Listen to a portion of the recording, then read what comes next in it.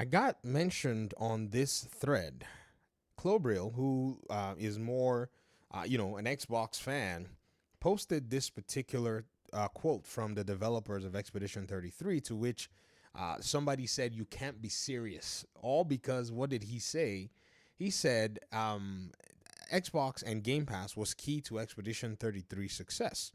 He said, and then he quoted the developer at the Xbox Showcase, "It was placed next to Gears of War, Fable, and AAA games. It let people understand what Expedition 33 was in a way that we would have struggled to do if we weren't allied with Xbox." And then he cites this particular the Game Business podcast, which is done by Chris Dring and his co-host, or in the case, his host in this case, I think James Batchelor, I think that's his name or whatever it is. Now, this whole interview is a thing. You can go watch it. I mean, for someone like me who's been paying attention to the way these games are launched, I'm not saying I know everything. I've just seen some really interesting things. Like for instance, I remember when the game was launching with the Oblivion game, and some people were claiming that Xbox Game Pass or Xbox was going to basically overshadow the game. I laughed and said, well, that's not always the case. Sometimes launching your game alongside a game of notoriety can be helpful. And in this case, it wasn't even, something where they were launching on different frequencies. It was launching together into Game Pass. And so it really did elevate the game. There's no doubt about that. Anybody who thinks otherwise, well, I don't really know what to say to you. Apparently, people did think otherwise. Like this James person here, of which people started to try to, tell him and say, hey, man, you're calling yourself out and you're making yourself look really bad. He says, you can't be serious. And then when they told him it's a quote from the developers, he starts asking, where did they say it was key to its success? This is what these PlayStation fanboys did when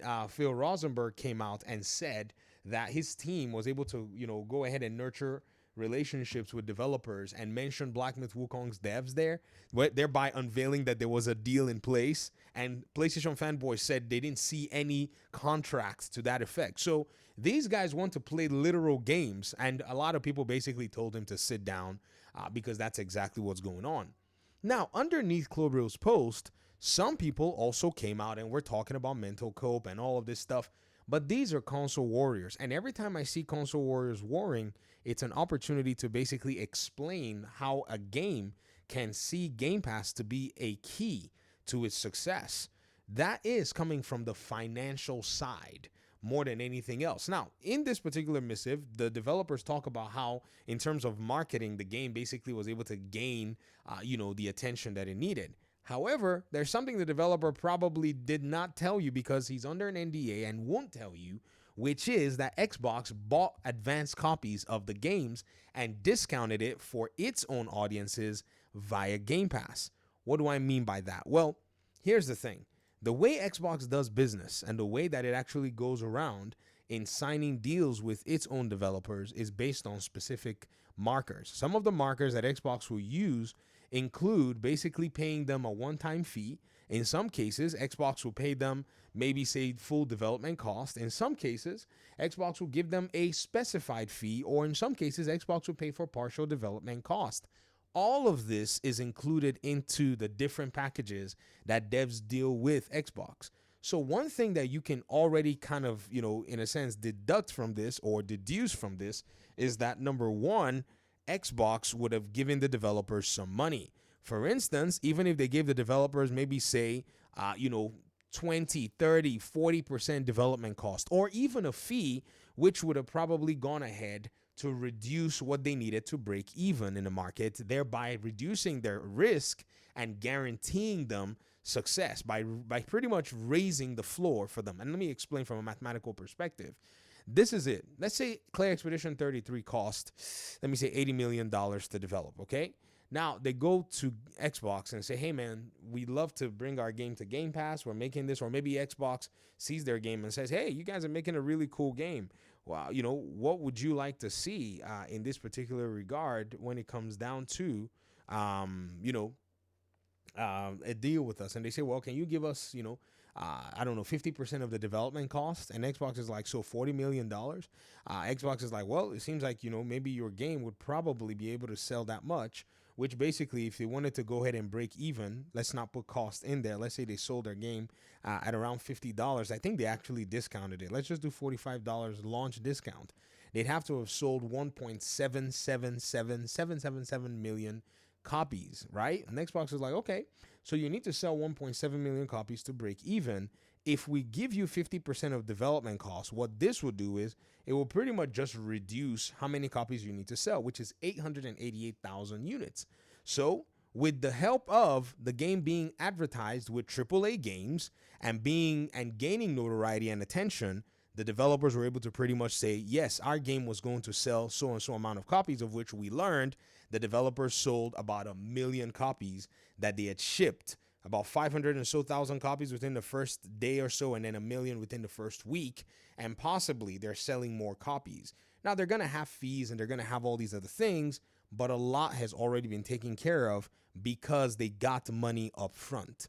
This right here is what I think needs to be said in the conversation, rather than this dross and this nonsense that these console fanboy warriors want to put out here. Like, for instance, this person said, that's some absolute mental cope. Claire Obscure's success has absolutely nothing to do with Xbox or Game Pass, which is funny because the developers just literally said it was placed next to Gears of War, Fable, and AAA games. So at the showcase, where it was placed alongside Xbox games at an Xbox showcase, they're saying that the game would have struggled if they weren't allied with Xbox, yet this console warrior wants to play coy and said the vast majority of players are on PC and PlayStation. This is not the kind of game Xboxers play, even when it's included with Game Pass, and you'll know it. This is absolutely nonsense. A lot of these people have tunnel vision. And this is why when I talk about Xbox's business, it's very interesting because in their minds, they always come with this particular conversation like, oh, there's just no way, man. There's just no way that Xbox players would do this and do that and do this.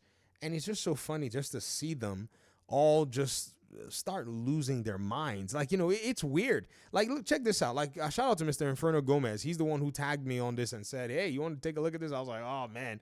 And this person asked, why are so many people weirding out over a quote from the publisher of the game? This person said, common misconception about Game Pass. Sure, in some cases, the Game Pass bag might be smaller than the monetary potential of sold copies. Well, I mean, here's the thing. We don't know what the monetary potential is. We just know there's a floor, right? And they said, but a lot of people forget the added value marketing that comes with it. This person says, it is true that it caught my attention in that showcase right away. Interesting stuff. Xbox Game Pass deals are a solid win for indies, landing them in prime exposure and skipping the usual grind hassle. This is not something that a lot of people pay attention to. If you want to market your game at, say, like something that has a similar audience, like an Xbox showcase, let's say you want to advertise your game on Jeff Keighley's whatever, it's expensive. Now, he'll bring a few indie devs and, showcase their games for free, but a game with the publisher like Expedition 33 will probably not be able to get something like that, because they are considered somewhat of a mid-size publisher budget team or something like that. Yeah, there were 30 of them, and outsourcing was also done, but they had a publisher, Kepler Interactive. So they'll probably be, getting billed and charged for something like that. And I think here's the thing. A lot of these people do not want anything good in gaming associated with Xbox. And for the longest time, I said to you guys, Xbox is one of those companies, or Xbox is backed by a company that you would never want them to get to this position without PlayStation competing. And many of you were comfortable giving PlayStation money while they weren't competing and basically doing nothing. You kept citing console sales. So here's the thing. You all have cheered on the world that you are living in right now. This current Xbox climate, where Xbox is basically dominating the news, dominating in games publishing, dominating in terms of leading the industry now with innovation and such, is a world that was created by PlayStation and its cutthroat business. And what they've done is they've gone to awaken a sleeping giant. They cut this particular company away from games to try to push them out of the market. They blocked games from going to them, did everything that they could, was able to basically make their way into, I don't know how they did it, but the media was very pro PlayStation and anti Xbox for the longest time. Even when Xbox executives were saying, This is very interesting that Xbox does something and it's always a big deal while, it's something that we're trying to basically do something good for gamers. And so what they've done is they've decided that they're going to put the backing of all of their biggest resources, money and technology and innovation and all those things that they're really good at with software, and now hold the industry in a different light. In fact, Rockstar, which used to be, in my opinion, probably one of the bigger publishers, is now looking at Xbox as like, a small kid will look at a grown adult, because another big publisher, which was Activision, that actually kept Rockstar, humble in a sense because of how much they made every year, is now under Xbox.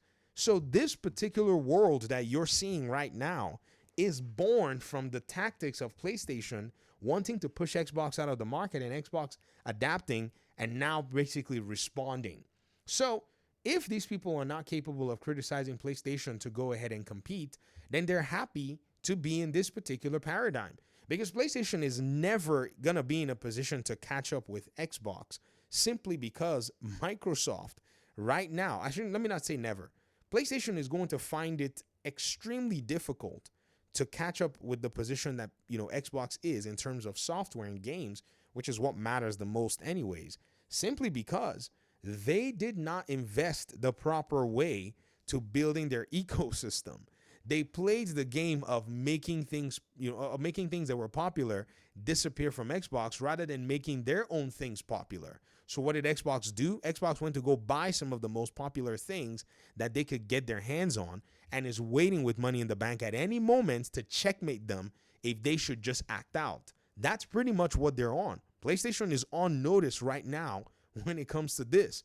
And what these so-called fanboys can do is look at statements from developers and pretend like those statements don't exist.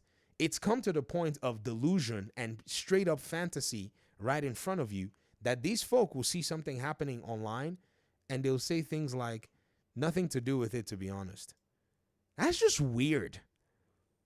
That's just weird.